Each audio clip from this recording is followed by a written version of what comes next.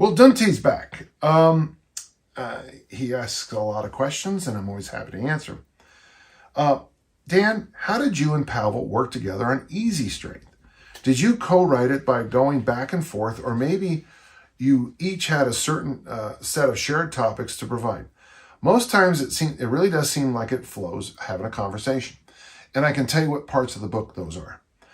Taking turns, but at other times it seems like you're making unrelated references that got edited together. Exactly what happened. I love hearing how books came together, the story about how books come together. But you know what? I got to tell you, I like this question. I don't think I'm going to hurt any feelings, so it's okay. So John Duquesne, the owner of Dragon Door, said to Pavel and I, let's make a book, Easy Strength. And I thought, this is a great idea.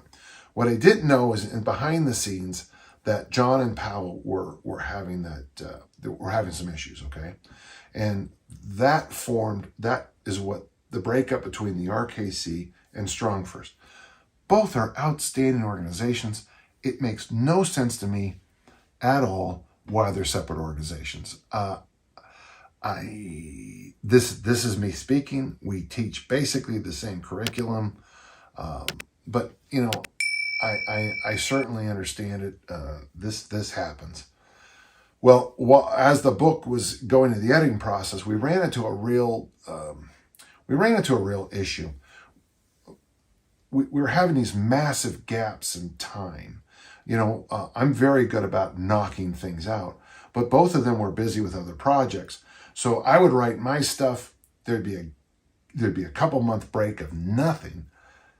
Then I'd get a flood of new information. I'd write up responses to it, questions answered, and it was great.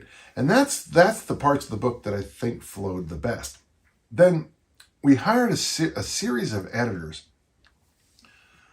because I was hoping an editor would fix the grammar, mistaken letter. No matter what you do, you make mistakes.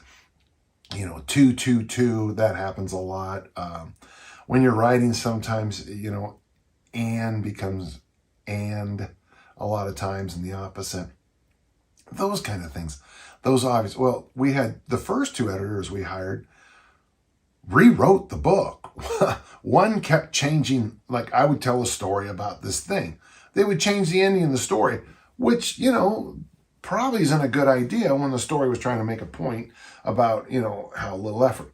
So finally, John, God bless him, John Duquesne stepped up and edited the book himself.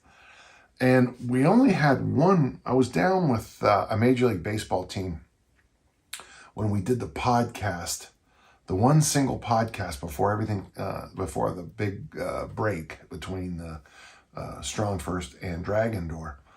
And I was down working with the Major League Baseball team. And when you sense something's happening, but you don't know everything.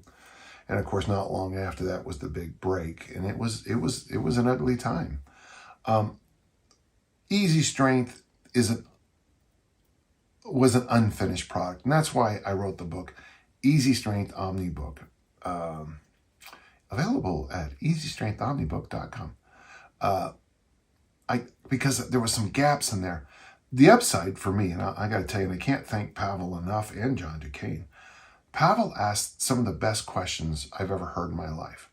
And the reason I like these questions, for example, and I've talked about this before in the podcast, obviously, when he said, what's the role of the strength coach? And I said, hey man, keep people strength, yay.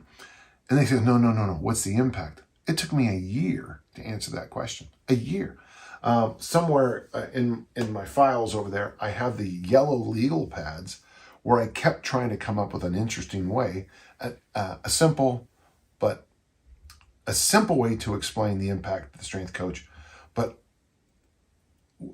elegant enough so that if you're an American football player or special forces, you would know that you shouldn't train like a discus thrower, and a discus thrower or a sprinter would know you can't train like a PE class. And so that's where the quadrants 1, 2, 3, and 4 came from. That was great.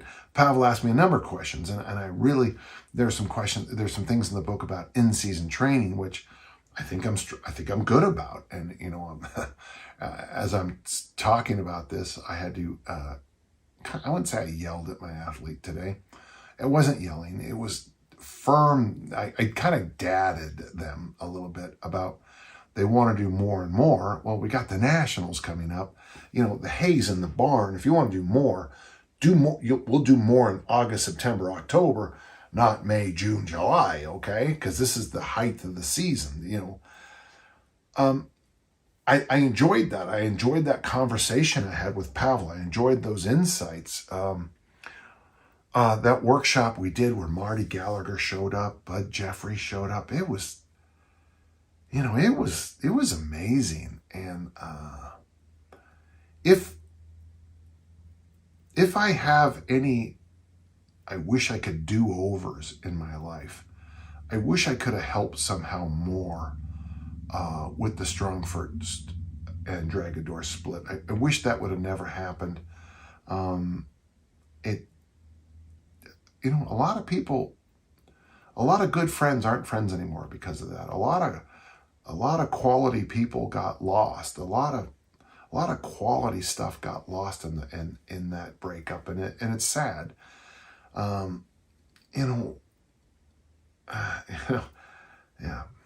I was going to say something that mentally my brain just said that's inappropriate, but there's no place for me to make a joke on this. So that's the story,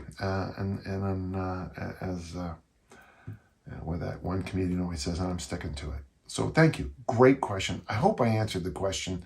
If you need follow-up, simply ask, and I'll be honored to follow up more. But we never did get the second volume out. We never did clarify things, but I did my best with the Easy Strength Omni book. Okay? Thanks.